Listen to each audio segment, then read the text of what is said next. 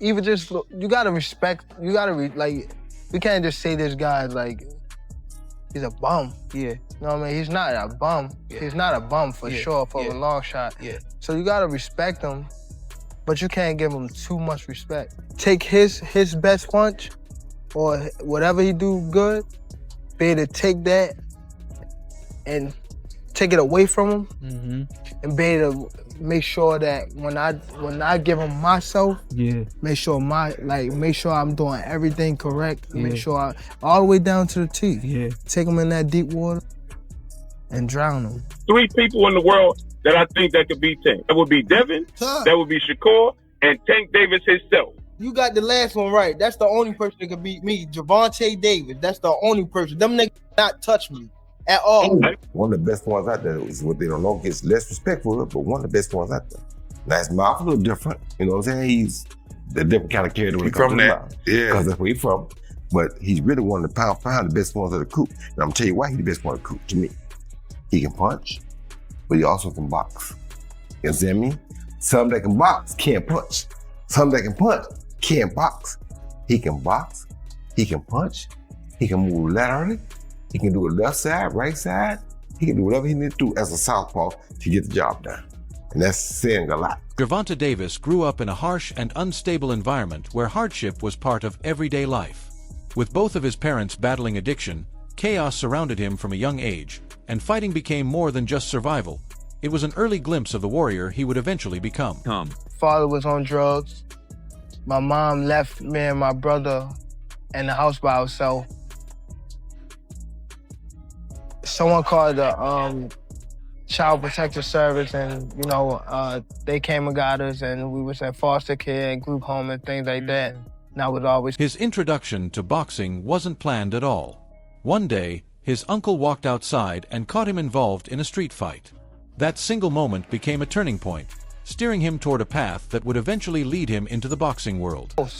And my uncle ended up walking outside the door and seeing me fight. Yeah. So when he seen me fight, he was like, "We could do something." Yeah. So he took me to the gym. Yeah. The gym was probably a 10-minute walk from the house. Yeah. So when I went to the gym, I was getting the love that I wasn't getting at home. So it came more so like father figure type stuff, like the coaches in the gym. That's why I'm still with Calvin now, because he's more so like a father. So that's what made me draw me into. From a technical standpoint, Hall of Famer Roy Jones Jr. highlighted weaknesses in Shakur Stevenson's style, explaining that he leans too heavily on moving backward when defending.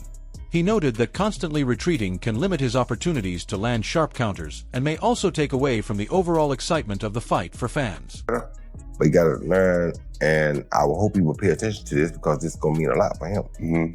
His feet are good, but sometimes they take him too far out of range to be able to come back and counter. The last guy he fought, the guy was a good puncher, so when he was jumping back, he jumped too far back out of range to where he couldn't come back and get something right away. You know what I'm saying? And for the fans, it starts to look bored. That's how I say. I feel like he was running. He really ain't running. He just don't understand that this is somebody that teach him. And I would teach him if they ever brought him to me to teach him. But he got to understand what I'm trying to tell him. I'm not trying to criticize him. Right. When you say something bad, they take it as criticism. Right. No, son, you got to understand how to not jump. Okay, people know what the thing that dig the hole, the excavator, right? Yeah. If you move that thing back too far. Jones doubled down on his assessment, stressing that Shakur's tendency to stay at a long range prevents meaningful exchanges from developing.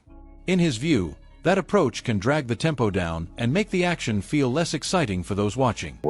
You can't take it out of review. You working with this, because this part keeps on the job, the feet. This do the work.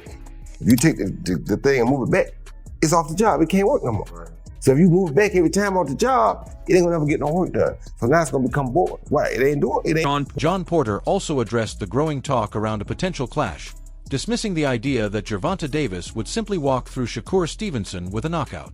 He described Stevenson as an elite defensive technician and pointed out that even Davis understands how tough that challenge would be.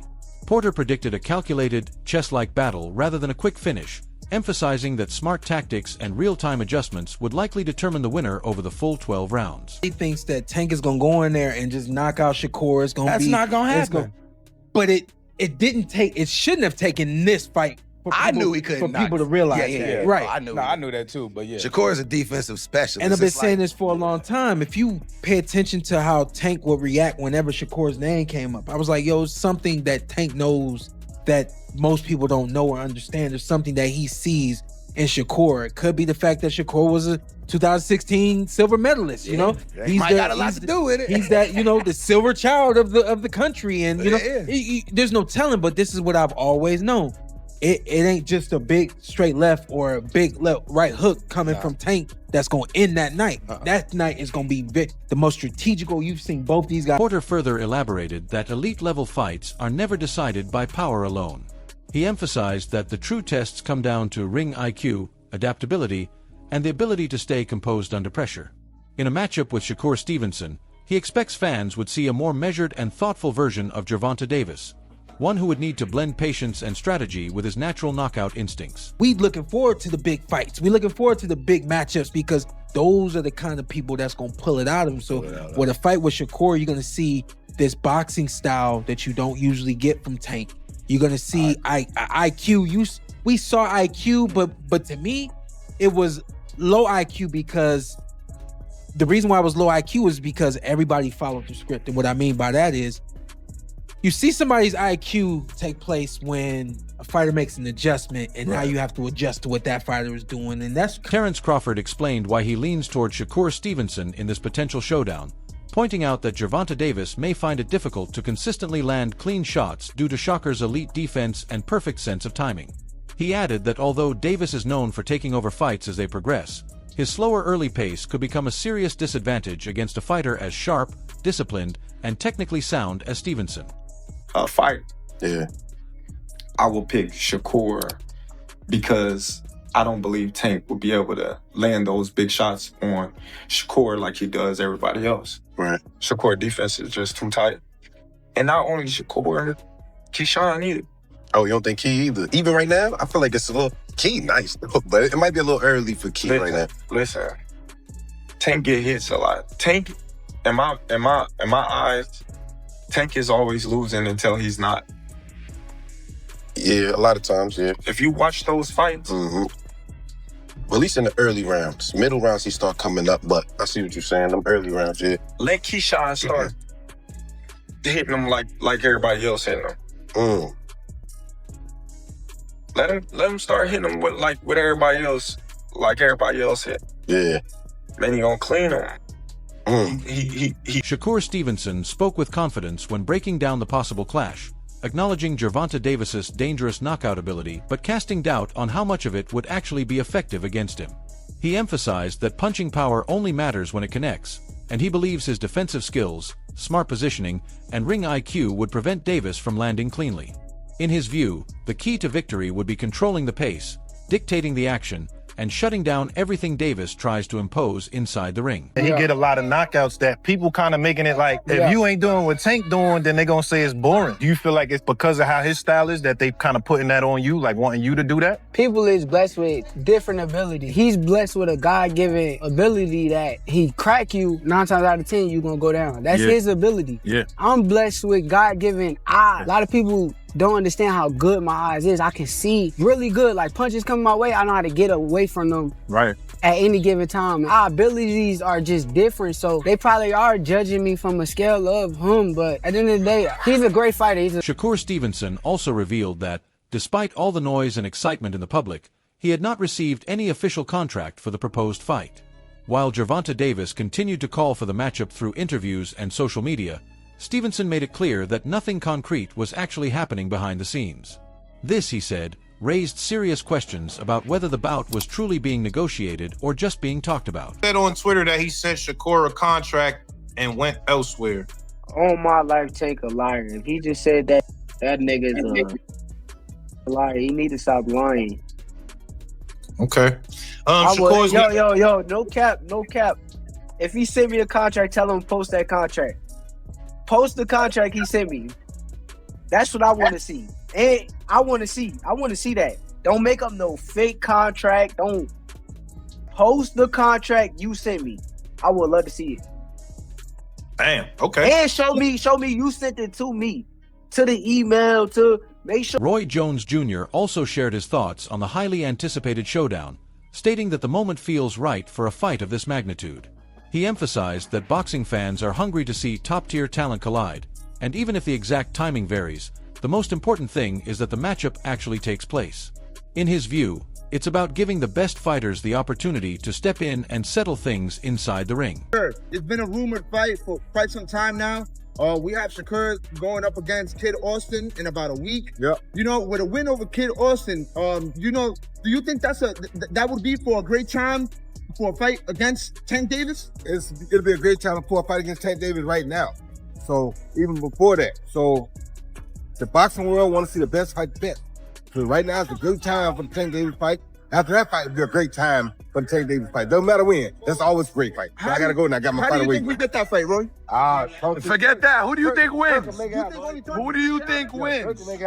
Who do you think wins? It's a good fight. That's a hard call. I love both fighters. I won't say either one of them because both of them are great. I like both of them. I admire what both of them have done.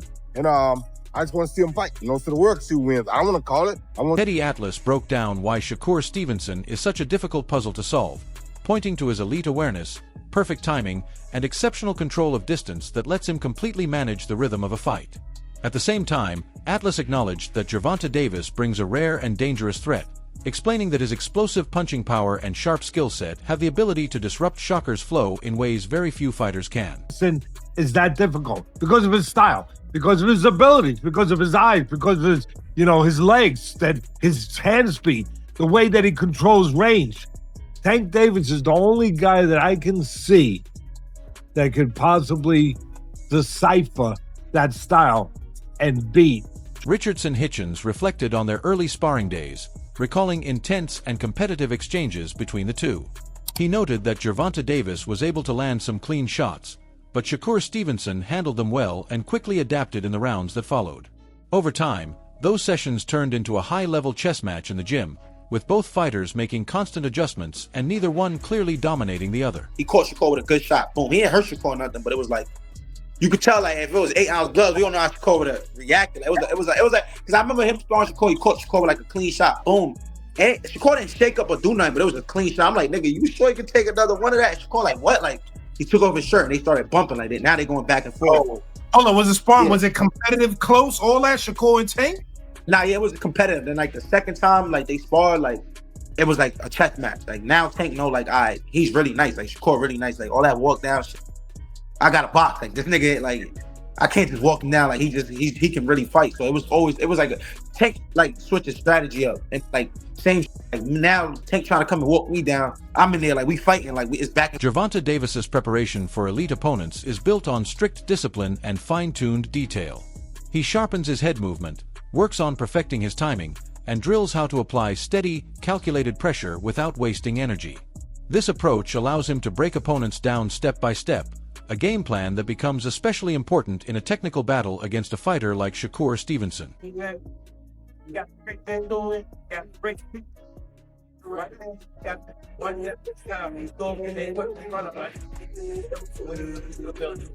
Now we have unbelievable earlier. You say that you're the one for you're trying to get you 5 sets. He's the one that has to come up to you, right? I don't think. Yeah.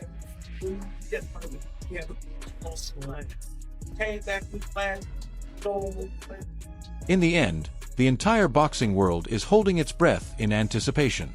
The big question remains: will Gervonta Davis and Shakur Stevenson ever step into the ring together, or will the build-up continue without resolution? One thing is certain: fans have already spoken loudly, demanding to see the sport's very best collide. When this fight finally arrives, it won't just be another matchup. It could reshape and define the entire division. If you enjoyed this breakdown, make sure to like, subscribe, and drop your prediction in the comments below.